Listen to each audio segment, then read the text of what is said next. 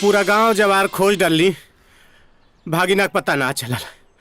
हम तनी आओ ए तनी। सुदामा, बाबू के तनी फोन करके देख ना कहाँ बा। अरे चाची ओकरे फोन लगावा तनी, पता ना पार्टनर गइल तो गइल कहाँ। हे छठी मैया, हमार किसन काले से घरे नहीं खे आइल, ओकर रक्षा करिया। देख ले इनकर हालत हैं? बुझाता कि बॉर्डर से जंग जीत के आइली बड़े। बॉर्डर के जंग से कम खतरनाक हमारा जिंदगी के जंग नहीं भौजी।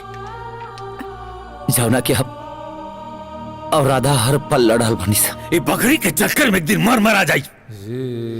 राधा खाती एक बार का, अगर 1000 बार भी हमके मरे के परी ना, तब खुशी खुशी मर जाए भौजी। अरे सुप बोला जा, ई कहा दोनों बाप बेटा पूजा पाठ के दिन मरे कटे के बात करे लगला जा। ई कुल का भइला रह तोके? कुछ ना भाई, समझ ल कि हमारा ऊपर कोनो ग्रहण रहा और कट गई।